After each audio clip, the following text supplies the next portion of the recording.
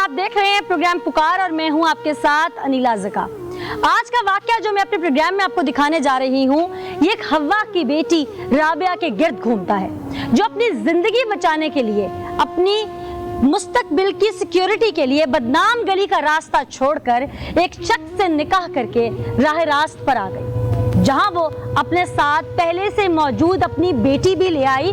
शायद उसकी बेटी को भी मुस्तकबिल में एक अच्छा शौहर मिल जाए, लेकिन वो बदनसीब न जानती थी कि जहां उसने उस बदनाम गली को छोड़ा, वहां पर बाहर निकल के कुछ दरिंदे भी उसका इंतजार कर रहे थे। जिस शख्स को उसने अपनी जिंदगी का हमसफर माना, उसी शख्स ने दरिंदा बनके ना सिर्फ उसकी बेटी को नोचा, बल्कि बिजली के झटके लगाकर उस 9 माह की हामला राबिया बीबी को भी जिंदगी और मौत के दरमियान झूलने पर मजबूर कर दिया। वो भेड़िया ऐसा क्यों करता रहा? अगर वो हव्वा की बेटी अपना आप बचा कर वहां से ले ही आई थी, तो ये उसे शेल्टर देने की बजाय, साहिबा बनने की बजाय उसे मौत के दलदल में क्यों धकेलता रहा? आइए ऐसा ही एक भेड़िया अपने प्रोग्राम में मैं आपको दिखाना। नाज़रीन, इस वक्त मैं थाना सिटी चूनिया में मौजूद हूँ। मेरे साथ वो सफाक दरिंदा मौजूद है, जिसने अपनी ही 13 साल की बेटी को बेहिसी से दरिंदगी का निशाना बना डाला। ये शख्स इस कदर अपनी शैतानियत के हाथों अंधा हो चुका था कि इसे बाप और बेटी के रिश्ते में फ़र्क नज़र न आया। क्यों इसने ऐसा किया? इसके जहन पर शैतान तारी क्यों हुआ? और फिर खुद ही नहीं, अपने 2 दोस्तों को भी इसने मजबूर किया कि वो इसकी बेटी को अपनी हवस का निशाना बनाए। आइए इसी से बात करते हैं और उसके बाद प्रोग्राम में मैं आपको ऐसे दिल दहला देने वाले हक़ाइक़ और इंकशाफ दिखाऊंगी कि शायद सुनने वाले देखकर दंग रह जाएंगे कि अब ऐसा भी होता है। हमारा मकसद सिर्फ ये होता है कि हम आपको ये तमाम चीज़ें इसलिए दिखाएं ताकि आप लोग इस वक्त जिद्दत के दौर से आगाह हो सकें कि वक्त और हालात और हमारे जो सोशल मीडिया से जो हमारे दरमियान गुमराह करने वाली जो तकरीबकारियाँ पैदा हो चुकी हैं, वो इंसान को किस नहज तक ले गई हैं। आइए मुल्ज़िम की जानिब चलते हैं। क्या नाम है भाई तुम्हारा? मोहम्मद अफजल। मोहम्मद अफजल। तुम्हारी पहली शादी है ये? नहीं, दूसरी शादी है। पहली बीवी कहाँ है? तो तलाक हो गई सी। तुम्हारे यानी तब भी करतूत ऐसे ही थे? नहीं। तो फिर वो क्यों चली गई? वो वैसे कह रहे थे भी इधर रहो साहब मेरे पास। तुम्हारे कहने का मतलब है कि तुम इतने फरिश्ता मानंद थे कि वो तुम्हें छोड़ के चली गई?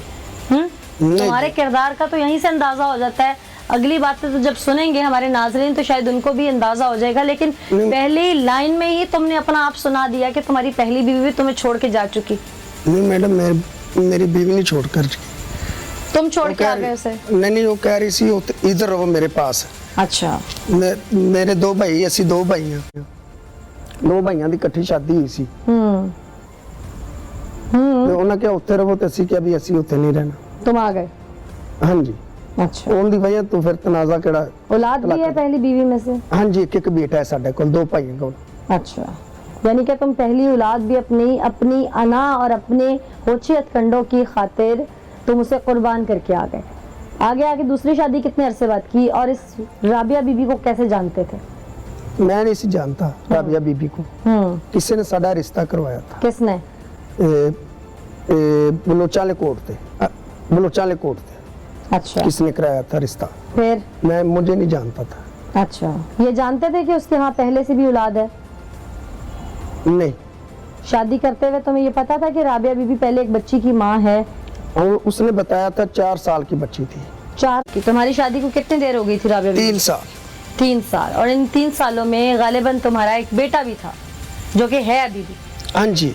अच्छा। राबिया के पास केड़ा राबिया है ना जी। राबिया से बेटा है वो तुम्हारे पास है अभी एक? हाँ जी। अब राबिया तुम्हारे दूसरे बच्चे की माँ बनने वाली थी? हाँ जी। इस दौरान राबिया की पहली बेटी भी तुम्हारे घर में आकर रहने लगी? हाँ जी। फिर क्या हुआ? वो 16 साल की बेटी है जी, 13 साल की नहीं है। तो क्या फर्क पड़ता है कि वो 16 साल की बेटी है तो नाबालिग है ना, 18 की तो नहीं है। हाँ जी। कानूनी तौर पे तो नाबालिग है ना। 17 साल दी है जी बच्ची। तो नाबालिग हुई ना। है जी वो तो तुम्हारी तो बेटी है ना, हाँ जी सर मैडम है तो तो तुम्हारी बीवी बन के आ गई थी ना, मुराद कोट दे। तुम्हारी जब बीवी बन के वो आ गई थी तब तुम्हें ये नजर नहीं आ रहा था कि तुम कहाँ शादी कर रहे हो? आ रहे थे। फिर उस वक्त उसको अपनी इज्जत बना लिया तो आज उसे गाली दे रहे हो। इसी बात पर दिल करता तुम्हारी जुबान खींच लूं कि जब तुम्हें अपनी इज्जत बना के निकाह करके उसे अपने घर में लाना था तब तक ठीक था, जब तुमने उसकी बेटी पर नजर रखी और अपनी गंदी नीयत उसके आगे जाहिर की तो आज तुम अपनी बीवी को जो इस वक्त जिंदगी और मौत की जंग लड़ रही है, तुम उसके किरदार को गाली दे रहे हो। तब तुम्हें नजर नहीं आ रहा था कि वो कौन है, तब अंधे थे तुम। और इंसान किसी मोहल्ले में रहने से उस जैसा नहीं हो जाता, उसके अमल अगर वैसे ना हो तो अमल तो तुम्हारे भी कोई नेक नहीं थे तो उन्होंने केड़े मैडम नेक सी तो तुम तलाक दे देते। वो है तो मैंने तो पता ही नहीं सी जब पता चल गया था और अगर वो तुम्हारे घर में आके भी तुमने जो उसको शेल्टर दिया था हले भी काम ये हुई है तो तुम उसको तलाक दे देते। मुराद के कोट के तुमने जो किया ये इंसानियत वाला काम है, इंसानियत वाला काम है। जितना कि मैं शरीयत को जानती हूँ, अगर औरत निकाह में हो किसी मर्द के और पिछले खावंद में से उसकी बेटी हो तो वो उस मर्द के निकाह में नहीं आ सकती क्योंकि उसकी माँ उसके निकाह में होती है। तो यानी कहने को तो वो तुम्हारी वो उस वक्त निकाह तुम उससे नहीं कर सकते थे, तो सो कॉल्ड महरम भी थी क्योंकि तुम उसकी माँ से निकाह करके बैठे थे। और तुम कैसे इंसान हो? आज तुम अपना गुनाह छुपाने के लिए तुम उसकी जात को गाली दे रहे हो। मैं क्यों जात को बहुत जो तुमने किया ये कौन सा काम है? शरीफों वाला काम है। उसकी नानी का साथ क्या है, उसका नाम क्या है? नीलो। भाई छोड़ देते, उसके पूरा खानदान ही ऐसा है। मैं जो कह रही हूं लाहौर भी ऐसे काम करते हो तो छोड़ देते उसे। वो लोग लाहौर भी मेरे सवाल का जवाब दो, वो क्या करते हैं क्या नहीं? इसका जवाब अल्लाह को तुमने नहीं देना, उन्होंने देना। तलाक दे देते, दे देते। तुम अल्लाह में हो, मर्द के पास इख्तियार है तलाक देने का। मैंने तो बात में पता लगा है ना। तुम्हें बाद में पता लग गया तो तलाक बाद में होती है निकाह के, पहले तो तुम्हारे पास इख्तियार ही नहीं था। जो मेरे गल मैं तो अपनी वाइफ ते उत्ते कोल बैठा है, मेरे वो गल पै गई 25-30 उन्होंने रखे ते नाल ऐसी उन्होंने तलाक दे देते। हुन हॉस्पिटल मैं अपनी वाइफ के पास बैठा था। तुमने अपनी वाइफ के साथ जो कुछ किया है या उसकी बेटी के साथ जो कुछ किया है, मोहल्ले के पास पूछ लेना। मैं जो तुमने उसकी बेटी के साथ कुछ नहीं किया, मेडिकल रिपोर्ट साबित हो गई है, तुम्हारा डीएनए आ गया बीच में। चलो मेरा भी डीएनए होना है ना मैडम साहब, फिर पता लग जाएगा। तुम्हारी बेटी के साथ उसकी बेटी के साथ तुमने कुछ नहीं किया। चलो मैंने किया ना मेडिकल। मैं जो पूछ रही हूँ मेडिकल हुआ है तो मैं पूछ रही हूँ ना, मेरा भी तो होना है ना मेडिकल। तुम्हें क्या लगता है कि मेडिकल सिर्फ ये तुम्हारे इसी चीज का हो जाएगा? डीएनए तो होना है ना मैडम साहब, फिर ही पता लगेगा ना। तुम्हें क्या लगता है कि डीएनए नहीं हुआ अभी तक? नहीं हुआ उसका, सिर्फ तुम्हें जब तक लैब में लेके जाएंगे तब तक डीएनए होगा, इसके अलावा कोई हल नहीं डीएनए और होने का। नहीं तुम्हारे बेटे से नहीं हो सकता डीएनए? हो सकता, क्यों नहीं हो सकता? तो क्यों नहीं हो सकता? हो गया हो, तुम्हें यहाँ पता है? मेरा भी तो मुझे होना है ना, उसका तो नहीं होना डीएनए। नाज़रीन, ये जिस कदर चर्ब जुबानी कर रहा है, ये अपने गुनाह को छुपाने के लिए तमाम तर वो अल्फाज इस्तेमाल कर रहा है जो शायद इसको ज़ेब नहीं, वैसे तो इसने जो अमल किया वो भी इसको ज़ेब नहीं देता, तो अल्फाज तो खैर हम इससे उम्मीद रख ही सकते हैं कि ये इस तरह की ज़ुबान इस्तेमाल करे। लेकिन हम पहले आपको उस मासूम बच्ची की जानिब भी लेके चलेंगे और हम उसका चेहरा नहीं दिखाएंगे आपको, नकाब में हम कोशिश करेंगे उससे बात करें ताकि उसकी शनाख्त सामने ना सके, क्योंकि एक पहाड़ जितनी लंबी ज़िंदगी उसके आगे पड़ी है। उसकी ज़िंदगी, उसकी साख जो कुछ ये ख़राब कर चुका है मज़ीद ना हो। हम इस चीज़ को मलूज़ ख़ातर रखते हुए हम उससे बात करने की कोशिश करेंगे ताकि इस दरिंदे को इसके कैफर किरदार तक पहुँचा सकें। आइए उसकी तरफ। अस्सलाम वालेकुम। वालेकुम सलाम। क्या नाम है बेटा आपका? मारिया। मारिया। मारिया, आपकी वालदा हैं जो इस वक्त वेंटिलेटर पे हैं? हाँ जी। क्या नाम है उनका? राबिया। राबिया। अच्छा, आपकी वालदा के साथ क्या हुआ था? वो वेंटिलेटर तक क्यों चली गई और आपके साथ क्या हुआ जो मैं अभी तक सुन रही हूँ सबसे, उसमें कितना सच है? अपने मुंह से बताओ मुझे। मेरे साथ ज़्यादती हुई थी। किसने की थी? मेरे सतीले वालिद ने। डरना नहीं है। अच्छा, ये हम इसलिए कर रहे हैं, बात आपसे इसलिए पूछ रहे हैं ताकि आपको इंसाफ मिले। आपकी मामा बोल नहीं सकती इस वक्त, उन्हें इंसाफ मिले और आपने लेके देना है ना उनको इंसाफ। क्या हुआ था घर में उस दिन? घर में मम्मा मैंने देख लिया था और लड़ाई हुई थी। क्या देख लिया था आपकी मामा ने? मेरे वालिद को मुझे करते हुए। पहले भी हो चुका था? हाँ जी, कितनी बार? 3 दफ़ा। आपने मामा को नहीं बताया कभी? बताया था। फिर? मम्मा को बताया था तो मैंने मम्मा को भी बिजली के झटके लगाना स्टार्ट कर दिया था। नहीं, जब पहली बार आपके साथ ये सब हुआ आपने मामा को बताया था? हाँ जी। थोड़ा सा ऊंचा बोलो बेटा। हाँ जी, बताया था। तब मामा ने उनको क्या कहा? मम्मा लड़ाई की थी उनके साथ। फिर मम्मा उनको मम्मा ने बिजली के झटके लगाना स्टार्ट किया था। तब से शुरू किए वैसे लगाने? हाँ जी। फिर घबराना नहीं। मामा कहाँ होती थी उस वक्त? मेरे पास ही होती थी जब ये सब हो रहा होता था? हाँ जी। मामा के सामने होता था? हर दफा मामा के सामने होता था? कभी कभी नहीं। जब पहली बार हुआ तब मामा थी पास? हाँ जी।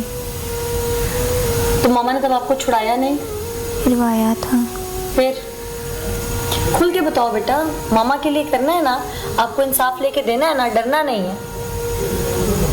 आप तो बहुत प्यारी बच्ची हो।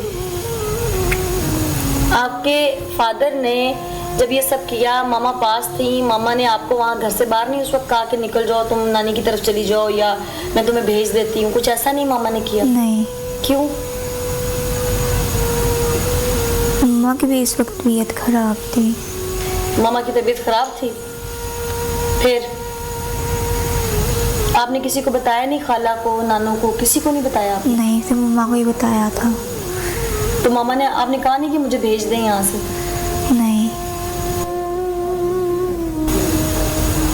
अच्छा, फिर कुछ भी नहीं। उस दिन जिस दिन ये सब कुछ क्योंकि आप कह रही हो मामा के सामने होता था कई दफा, तो उस दिन फिर लड़ाई इतनी ज्यादा क्यों हो गई थी? किस बात पे हो गई थी? उस दिन ये हुआ था, मम्मा ने मुझे और पापा मेरे को देख लिया था करते हुए, और फिर मम्मा को मैंने बताया, मैंने बिजली के झटके मम्मा मेरे को लगाए थे।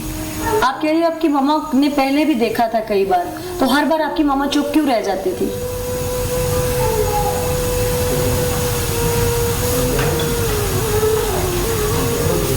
हर बार मामा क्यों नहीं कोई एक्शन लेती थी, चुप क्यों हो जाती थी?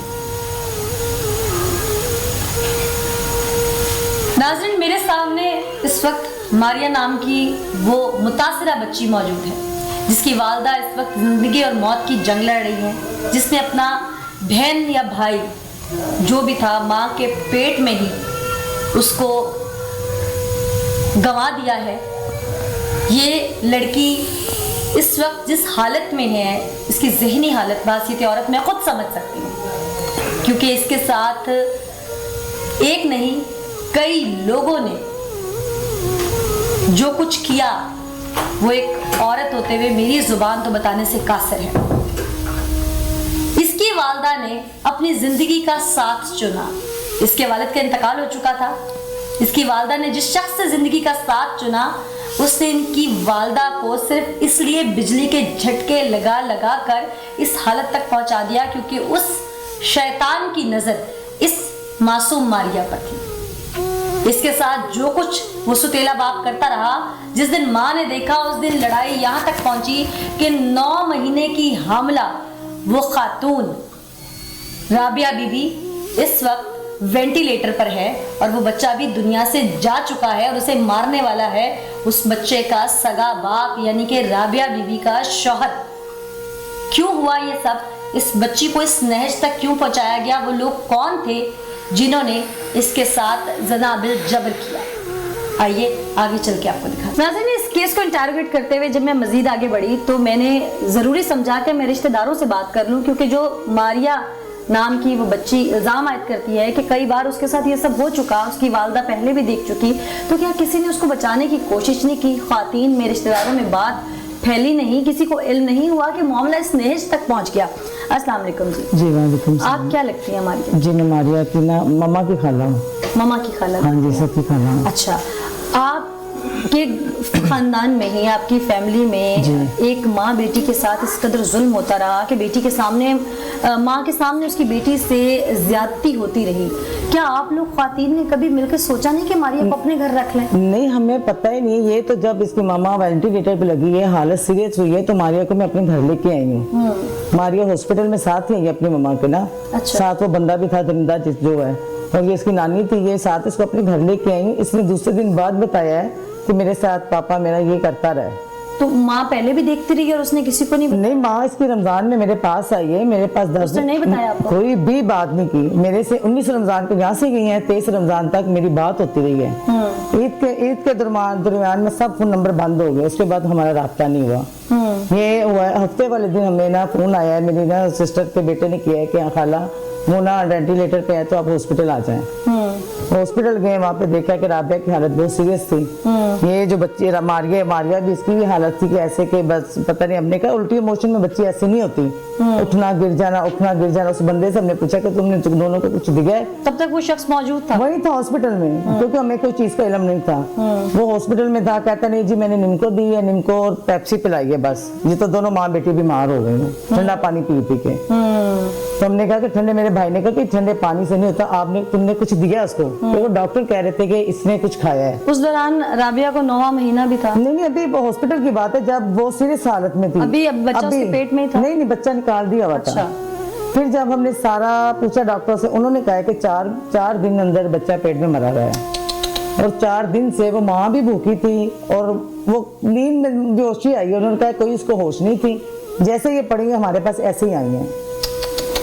और उसकी फिर हमने राबिया की माँ से पूछा, मैंने अपनी बहन से बड़ी से, उन्होंने कहा है कि जी जब सीरियस हालत थी तो उसने मैं लेके आया है कसूर से लेके आया जर्नल। तो उधर हमें ऐसी हालत में आया, तो मैंने इससे पूछा, कहता है पता नहीं ठीक थी, अचानक तबीयत खराब हो गई है। आप भी समझदार हैं, आप भी एक औरत है, आपको पता है कि ऐसे अचानक तो नहीं तबीयत खराब होती है। तो फिर हम जब लोग वहाँ पे गए, अपनी बहन से भी पूछा, उसने कहा मेरे पास तो ऐसे ही आए हैं। इस दौरान आपको मारिया ने कुछ नहीं बताया? मारिया को अपने साथ में घर ले आई हूँ। मारिया ने दूसरे दिन हमें बताया, क्योंकि बच्ची थी परेशान सी, ऐसे रहने कहना कि उल्टियों से ऐसे बच्ची नहीं हो सकती, निढाल नहीं हो सकती। और अभी तो बैठी है मारिया, पहले तो बिल्कुल ऐसे थी कि मारिया ने बताया कि मुझे इतनी वो बोतल भी देता रहा नशे की। अच्छा। कहता मारिया के पी लो, नहीं पीती थी, मेरा मुंह पकड़ के डाले, उसके बाद मुझे चक्कर आते थे। जो कुछ मारिया के साथ होता रही, कितने अरसे से चल रहा था? क्या हमें इसने बताया है कि मेरे साथ ईद के तो चौथे दिन बाद होता रहा और 3 दिन तक होता रहा, ठीक है, जो वो ये इसने बताया है। उसके बाद फिर हमने सारा वो उस बंदे को जाके मारा भी है, मार के फिर पकड़ा भी दिया उसको, लेकिन वो कहता है मैंने नहीं कुछ किया। फिर डॉक्टरों ने कहा कि इसके दिमाग में कुछ है, आप कुछ छुपा रही हैं। हमने कहा हमें नहीं पता। राबिया को करंट कहाँ जिस्म के हिस्सों पे लगा? जिस्म पे नहीं, जहाँ पे लगाते रहे, सर पे। हाँ जी। फिर उन्होंने सिटी स्कैन कराया, उन्होंने कहा इसके दिमाग पे स्वेलिंग हुई है, और बंदे उसने कबूल भी किया वहाँ पे। उन्होंने कहा पुलिस वाले ने इसको क्या करते रहे? उसने कहा जी मैं करंट लगाता। मारिया ने कहा मेरे सामने लगाया, मम्मा को करंट लगाते रहे। 3 बंदे थे ये, 3 बंदे थे, एक औरत नीचे थी जिसका घर था वो कहती 2 बंदे मम्मा को यहाँ से उठा के नीचे जाते रहे। उसकी टांगों पे सारी लगी हुई है लाइनें, उसकी जख्म जिस्म पे हैं, बैक पे हैं, और प्रेग्नेंट औरत के साथ ये कुछ हुआ हो तो जुल्म नहीं है? बहुत जुल्म। आपने तो उसके जिस्म को नहीं ना देखा, आप तो लेटी को देख के आए हैं ना, हम तो उसके जिस्म को देख के आए हैं। उसके पाँव के ऊपर सारे नील, यहाँ पे नील, उसकी बैक पे नील है। उसे मारा गया है? उसके मारा नहीं, जैसे घसीटते नहीं है। इसने कहा है कि मम्मा को सीढ़ियों से पकड़ते थे 2 बंदे और नीचे लेके जाते थे, और पापा करंट लगाते थे, तो मैंने रोका था, पापा ना लगाओ। उसने कहा अगर तुम बोली तुझे भी लगा दूंगा, अगर किसी से बात की तो तेरे टोटे काट दूंगा। क्यों दिया जाता था उसे? ये कह रही है कि जब पापा ने मुझे देखा है ना, मम्मा ने मुझे और पापा को, उसके बाद मम्मा का झगड़ा हुआ है, तो जाहिर माँ ने कहा होगा मैं तुझे पकड़ा दूंगा, मैं तुझे मार दूंगा। तो उसके दूसरे दिन बाद ना मम्मा को होश नहीं आई, वो करंट ही देता रहा, करंट लगा के कहती बार 4 पे लगा, जानते हुए कि वो 9 माह की हामला है। हाँ जी, उसका पहले एक बेटा भी है साल का, लेकिन जब से ये मसला हुआ उसने वो बच्चा पता नहीं अपनी बहन को दिया हुआ है, वो पहले से उसने साइड पे कर लिया हुआ है। जब मारिया का मेडिकल चेकअप कराया उस वक्त, तो इस वक्त उसकी, चूंकि वक्त बहुत कम है, मुझे 2 लफ्ज़ बताइएगा इसकी हालत उस वक्त क्या थी, क्या हिसाब? जब इस मारिया ने मुझे बताया था, मेरी डॉक्टर एक मिलने वाले मैंने सब बुलाया, उनको चेकअप कराया, मैंने कहा ये मसला है, तो उन्होंने कहा हाँ हुआ है, बच्ची का साथ ज्यादती है।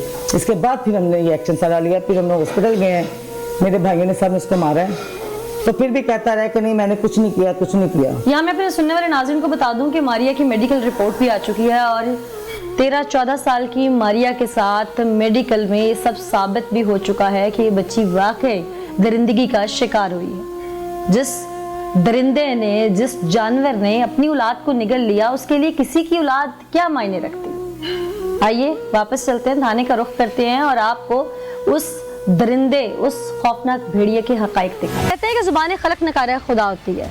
लोग हमारे साथ मौजूद हैं मोहल्ले के, वो इस दरिंदे के बारे में, क्योंकि इंसान तो मेरे मुंह से या मेरी ज़ुबान से इसके लिए निकल नहीं सकता जो इसने अमल किया। इस दरिंदे के लिए क्या कहते हैं, ये शुरू से ऐसा है, साबिका रिकॉर्ड इसका, क्योंकि पहली बीवी भाग गई इसको छोड़कर। तो क्या ये इसी फितरत का मालिक है जो कुछ इसने अब किया? क्या किसी को इल्म ना हुआ मोहल्ले में? वो खातून जिसको ये करंट लगाता रहा, इसकी बीवी जो इस वक्त ज़िंदगी और मौत की जंग लड़ रही है, क्या किसी को इल्म ना हुआ घर में, आस पास गली में, कि ये क्या हो रहा है इस घर में? इनसे जानते हैं। अस्सलाम वालेकुम जी। वालेकुम सलाम। आप लोग सब वहाँ के रहने वाले हैं। एक घर में एक खातून बेबसी के आलम में, हामला खातून, क्या किसी को इल्म नहीं हुआ कि उसके साथ उस घर में क्या हो रहा है? या चीखों पुकार नहीं कभी सुनाई दी? नहीं, ऐसा कोई चीज़ जो है वो सामने नहीं आई, क्योंकि ये इन दोनों का आपस का एक मैटर था और हम लोग जो है वो इधर के रैशी, मेरा साथ ही मोहल्ला है, तो ये दरिंदगी का वो पहला वाक़या नहीं है। यहाँ पे इससे पहले भी कई वाक़या रूम हो चुके हैं और जब जैसी इस बंदे ने हरकत की है, इससे तो इंसानियत शर्मा जाती है। आप समझे कि एक बच्चा अपने आप को सिक्योर समझता है अपने वालिदैन के पास, जब वालिद ही दरिंदा बन जाए और भेड़िए का रूप धार ले, तो फिर बच्चे कहाँ पे सिक्योर रहेंगे? आप देखें ना, यहाँ पे हुसैन खां वाला वाक़या हुआ है, जैनब वाला वाक़या हुआ है, और अब ये मारिया वाला वाक़या। जी आप क्या समझते हैं कि ये ऐसा ही है शुरू से? जी, इस तरह के दरिंदे जो हैं इनको सख्त से सख्त सज़ा मिलनी चाहिए और सानिया चूनियाँ भी पहले यहाँ पे हो चुका है। अगर कानून जो नाफिज करने वाले इदारे हैं वो सख्त एक्शन लें इन जैसे दरिंदों के खिलाफ, तो इस तरह के जो वाक़े हैं वो दोबारा रूनुमा। ये शख्स कैसी फितरत का मालिक है? ये एक दरिंदे की तरह इसकी फितरत है, जिसने अपनी बेटी को इस तरह बार बार ज़्यादती की और उसके अलावा जो इसकी बीवी है, हमला बीवी को तशद्दुद करता रहा, उसको बिजली के झटके लगाता रहा, जो अभी लाहौर में वेंटिलेटर पर मौजूद है। और इस तरह के दरिंदे को सरेआम फांसी दी जानी चाहिए। बिल्कुल सरेआम फांसी। आप क्या समझते हैं जी? समझे ये इंसान का माफी काबिल नहीं है, इसको सजा देनी चाहिए, जेल नहीं भेजना चाहिए। क्या ये पहले भी इस तरह के कोई करता रहा संगीन जुराइम यहाँ पर? कभी सुना है इसके बारे में? क्योंकि पहला भी इसके कुछ घर इसका बर्बाद हुआ है। जिस तरह इसकी हरकत है ये करता होगा, लाजमी करता होगा। मोहल्ले में एक गुनाह नहीं किए, दो गुनाह किए हैं। एक तो बेटे के साथ, एक जो उसके बीवी की पेट में बच्चा था वो भी जाया हो गया। ये ऐसा कहते हैं कि जानवर को भी अपना बच्चा बड़ा प्यारा होता है, लेकिन ये जानवर से भी बदतर है। ये ऐसा सांप है जो अपना बच्चा खुद निकल गया।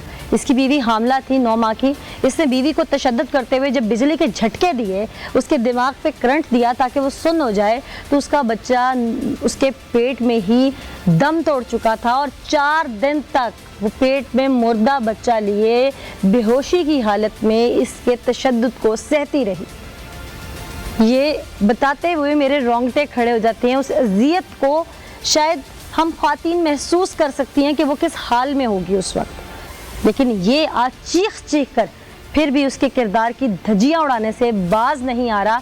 इस शख्स को अपने किए की पशेमानी नहीं है, इसे शर्मिंदगी नहीं है, क्योंकि अगर इसको शर्मिंदगी होती तो आज ये अपने रब से माफ़ी का तलबगार होता। लेकिन जिस तरह से ये अल्फाज बयान कर रहा है, जिस तरह की ये धाड़ अभी भी इसकी बरकरार है, उससे साबित होता है कि ये आदी मुजरिम है। तो मैं भी यही कहूँगी कि इसको सख्त से सख्त सज़ा मिलनी चाहिए। एक बार फिर इसकी जानिब चलेंगे और आपको सुनवाएंगे कि अब ये क्या बताता है, क्योंकि झूठ इसके तमाम बेनकाब हो चुके हैं। आइए इसकी तरफ चलते हैं। तुम्हारे सारे झूठ तो पकड़े जा चुके हैं, जो तुम अभी चीख चीख के कह रहे हो कि वो अभी भी बाज नहीं आ रही थी। और तुम तो एक अरसे से माँ के सामने उसकी बेटी को जो कुछ उसके साथ कर रहे थे और ज्यादती का निशाना बना रहे थे, वो माँ तो बेबस थी तुम्हारे आगे, और तुम उसे बिजली के झटके भी लगा रहे थे। मैं राबिया के साथ किया हुआ ना झटके, मैं खुदा का भी देनेदार। तो देनदार हो तो यहाँ खड़े हो ना, और तुम्हें यहाँ पे उन्होंने कोई दूल्हा बना के खड़ा किया है या मेहमान आए हुए हो यहाँ पे? मैं राबिया की आखिर मैं तो कुछ भी नहीं आकर मेरा उसके दिमाग में सॉइलिंग क्यों है फिर? देखो ना, मेरे मोहल्ले के पास पूछ ले, मेरे तुम्हारे मोहल्ले वाले ही तुम्हें तुम्हारे बारे में सब बताने के लिए तैयार हैं। हाँ चले जे, मुझे मोहल्ले के साथ चले जे, मेरे बारे पूछे। पूछ तो लिया, कैसे पूछे? नहीं ना पूछा आपने। मैं सारा दिन इन्वेस्टिगेट करती रही हूँ उस प्रोग्राम को। मैं राबिया के पीछे मेको में भी गई हूँ, मैं हर शख्स से पूछ के आई हूँ। तुम ऐसे जलील इंसान हो कि तुमने अपना बच्चा भी मार दिया। मैं नहीं मारिया बच्चा, मारिया तुम ने मारे है, मैं नहीं मारे। वाह मेरा छोटा बच्चा था वेखना अस्पताल दाखिल था, वाह। मेरी सास भी मेरे नाल थी। तुम अल्लाह पे किस तरह का इल्जाम हो, इंसान हो। आज तुसी महल्ले के पूछो ना मेरे बारे में, पूछ के तो आ रहे हैं, और कैसे पूछे? झूठ बोल रहे हो। तुम सच्चे? हाँ जी तुम सच्चे हो? मैं सच्चा हूँ। तुम सच्चे हो? हाँ जी। तुम्हारी हालत नजर आ रही जो तुम सच्चे हो। महल्ले के साथ पूछो ना। जानी मेरे बारे तुम हो, कातिल तुम हो, झूठे तुम हो, मुनाफिक तुम हो। पता नहीं तुम्हें माफ रब ने करना है कि नहीं करना, दुनिया तुम्हें माफ नहीं करेगी। तो उन्होंने माफ कर दे कि जेडी 2 नंबर धंधा कर दिया ने उत्ते ही रहो। वो उनका जाती कोलो फेल है। तो- तुम कौन होते हो उसको सजा देने वाले? वो तौबा करके तुमसे अल्लाह ने निकाह दी है, करके आई थी। अल्लाह ने दी है, मैंने दी है सजा। तुम वो तौबा करके तुमसे निकाह करके आई थी। वो जिंदगी से बच के, जान छुड़ा के तुम्हारे उसने आगोश में आके पनाह ली थी, तुम्हें अपना महरम माना था। इंसानियत है कोई तुम्हारे अंदर? है मेरे साथ। नजर आ रहा है मुझे।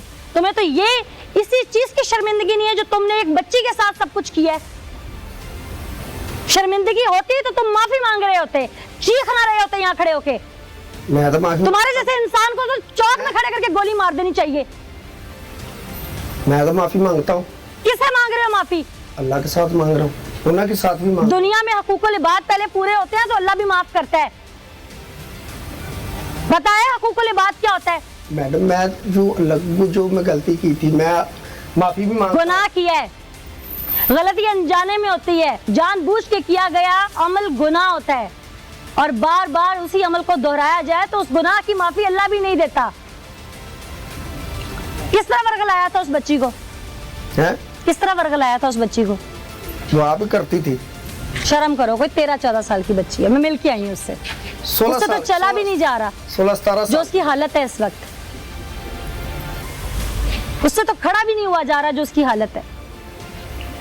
उनकी नानी ने की होगी, उन्होंने नानी का पेशा ही है। अब तुम तो फरिश्ते हो, हैं? इंसान तो हो ही नहीं। उन्होंने नानी का पेशा क्या है? तुम्हारा क्या था? तुम क्यों रिश्तों की तहजीब भूल गए? चलो वो तो जो थे वो थे, तुमने जो कुछ किया है, तुम लोगों पे तो इल्जाम लगा रहे हो, तुम अपने अमल का जवाब दो। ये सजा है तुम्हारी, ये अल्लाह ने तुम्हें दी हुई है। तुम पूरी दुनिया 22 करोड़ से ज्यादा अवाम इन कैमरों के जरिए तुम्हें देख रही है। वो तो चलो गलत घर से आई थी, बच के आई थी ना। तुम तो सो कॉल्ड शरीफ घराने के थे ना, तो तुमने उसकी बेटी पे गलत नजर क्यों डाली? तुम में और तमाशबीन में क्या फर्क है फिर? तुम भी उस कोठे पे जाने वाले वही तमाशबीन हो। क्या फर्क है तुम में और उसमें? साडा कोठरा लंक नहीं है। तुमने उसकी बेटी को घर में उसकी इज्जत तार तार कर दी। तुम उससे भी बुरे हो कि तुमने उसको घर में हिफाजत नहीं दी, 4 दीवारी में हिफाजत नहीं दी। तुमने उसकी बच्ची को एक सही जिंदगी देने की कोशिश जो वो कर रही थी वो देने नहीं दी।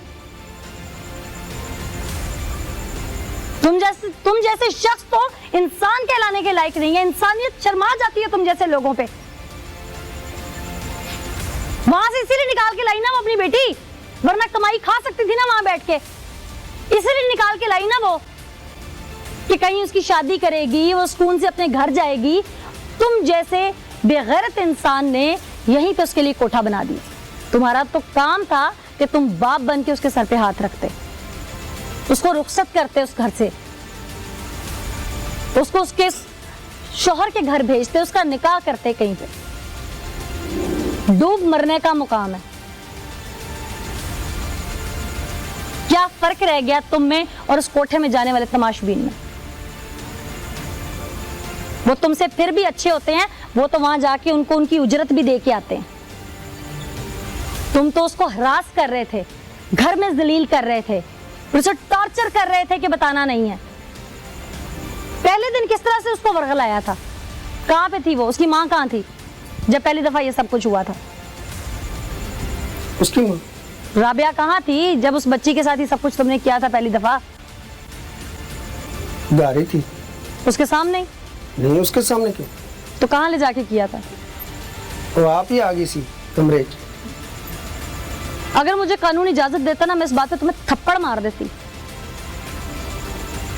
वो मासूम बच्ची जिसे चीजों का पता ना हो, वो पहली बार तुम्हारे पास आए और उसे डर ना लगे, और फिर वो अपनी किसी भी तकलीफ का इजहार किसी को जाके ना करे कि मेरे साथ ये सब हुआ है।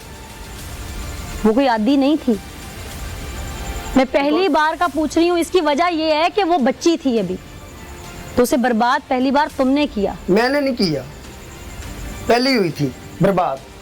अच्छा, हाँ जी, तुमने नहीं किया, पहले ही हुई थी। हाँ पहले हुई। क्या कौन रहा है मुझे, जो खुद लत गुनाह में डूबा हुआ है, वो मैडम मेरी बात सुन, जो खुद कीचड़ से गुनाह के लिबड़ा हुआ है। डीएन के पास पता लग जाएगा। तुम अपने दोस्त भी लेके आते रहे हो। मेरा कोई दोस्त नहीं है। तुम फितरत के इतने गंदे हो कि तुमसे कोई दोस्ती रखने को तैयार नहीं है। मेरा दोस्त ना तल्लक ही नहीं है, कारोबारी बंदे की तल्लक का। अच्छा, कौन सा कारोबार करते हो? डिस्टेंपर का। डिस्टेंपर का कारोबार करते हो, सही। तो क्या तुम इतनी फुर्सत थी तुम्हें कि घर में रह के तुम ये सब कुछ करते थे? कारोबारी बंदे के पास तो इस तरह के काम करने की भी फिर फुर्सत नहीं होती ना, बिजी होता है वो। ये तो खाली दिमाग शैतान का घर होता। दूसरी बार उस बच्ची पे जब अटैम्प्ट किया तुमने, तब उसकी माँ कहाँ थी? मैंने एक बार ही किया था। 3 बार तो अभी तक चीजें सामने आ चुकी हैं। चलो तुम पता लग जाएगा। लग गया तो कह रही हूँ ना, तुमसे ज्यादा ही तालीम है मेरी, तो कुछ पढ़ के ही बता रही हूँ। दूसरी बार अटैम्प्ट कहाँ किया था? 1 महीना। तुम्हारी जुबान जो कुछ कह रही है इस पे क्या तुम बच जाओगे? अदालत तो सबूत देखती। हाँ बिल्कुल, क्यों नहीं। उधर क्या देख रहे हो? कुछ भी नहीं, मैं क्यों उसके पास क्यों दिखा,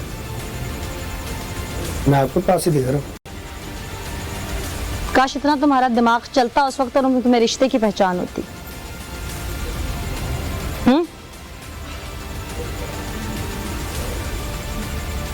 किसकी शय है कि तुम बच जाओगे यहाँ से?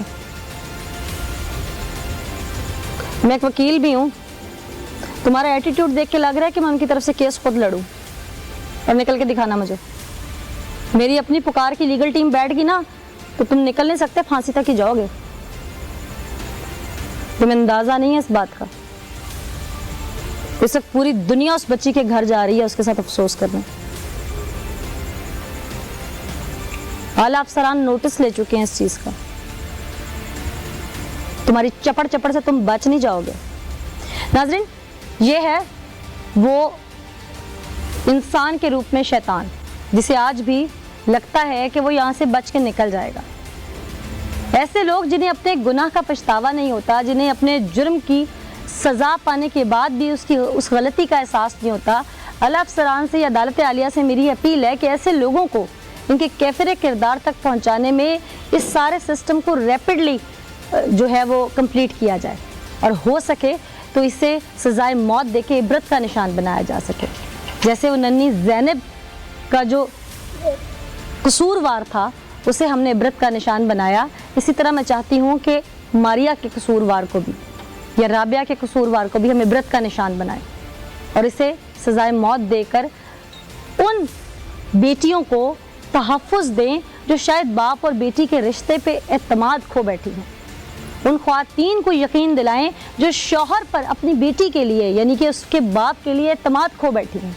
उन्हें यकीन दिलाएं कि अभी ये जंगल नहीं है, ये हमारा वतन अजीज़ है और यहाँ पर क़वानीन की इम्प्लीमेंटेशन ज़रूर होती है। इसके साथ ही मुझे दीजिए इजाज़त, फिर हाजिर होंगे अल्लाह निगहबान।